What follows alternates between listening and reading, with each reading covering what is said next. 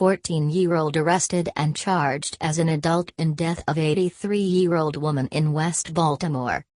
The year's youngest homicide suspect in Baltimore is charged with killing the year's oldest victim.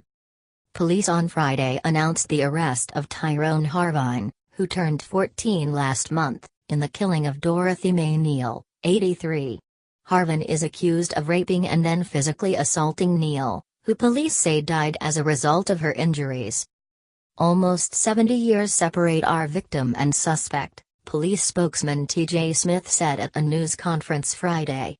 It's sad all the way around. There's some systematic failure in the 14-year-old's life to allow us to be here talking about him being accused of murder and rape. It's just a very tragic situation all the way around. Harvine, of the 2400 block of Winchester Street, was charged as an adult with first-degree murder, rape and additional counts including sex offenses and assault. Murder, rape and sex offense are among the charges in which suspects 14 and older are automatically charged as adults in this state. Suspects charged with those offenses who are under 16 can ask a judge to move their case to juvenile court, which focuses on rehabilitation rather than punishment. Youths held responsible for offenses are released by their 21st birthday. Smith said Harvine is the youngest suspect city police have charged with murder this year, and possibly several years.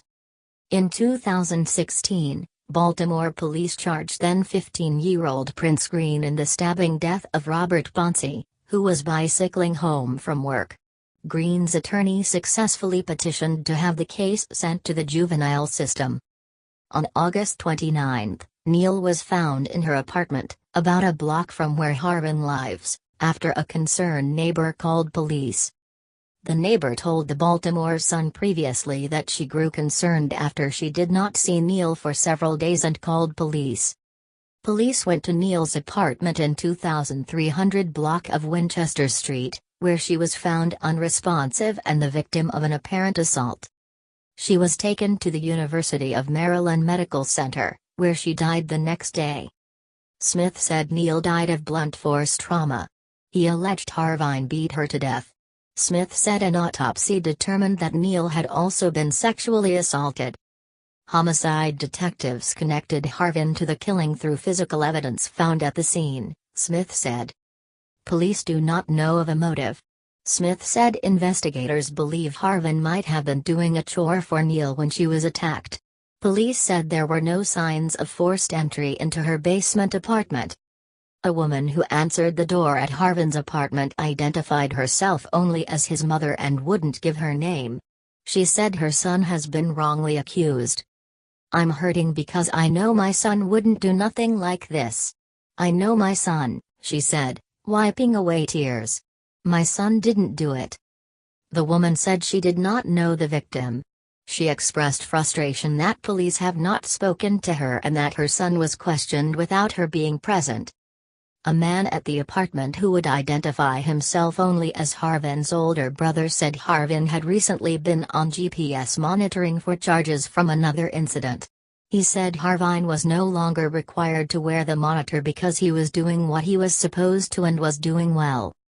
A Department of Juvenile Services spokesman said Friday that confidentiality laws prevent the agency from releasing information about juvenile cases. While Harvine turned 14 on August 3, court records show, he had been previously mistakenly charged as an adult with armed robbery. According to charging documents in that case, Harvine attended the Connections Community Leadership Academy in West Baltimore with another boy who told police Harvine robbed him. The victim told police Harvine and another boy he did not recognize were wearing superhero masks on top of their heads and asked to see the victim's cell phone. When the boy refused, police said Harvine and the unidentified boy began to throw rocks at the victim's head, causing him to fall to the ground. The victim told police Harvine then went through his pockets, took his phone, punched him in the eye and left, the document said. Court records show a recall of the arrest warrant issued for Harvine on January 10. The charges were later dropped. Smith said Harvine could not be charged as an adult for that offense because he was under 14 at the time. It's unclear whether Harvine faced juvenile charges, because such records are sealed from public view. Neil's family could not be reached for comment. In recent years, Neil had traveled to her home state of Alabama, where she has family, but she did not have any relatives in Baltimore, said the Reverend Diana Roy of 11th Hour Ministries on Frederick Avenue. She said Neil regularly attended her church for years and was also a missionary. She described Neil as a kind person. She had a giving spirit. I can't understand why anybody would want to hurt her, Roy said. The neighbor who called police told the Baltimore Sun on Friday that she was relieved police had made an arrest. The neighbor did not want her name published out of concerns for her safety. I'm glad they caught him, she said. She's in a better place. Please subscribe for more trending news.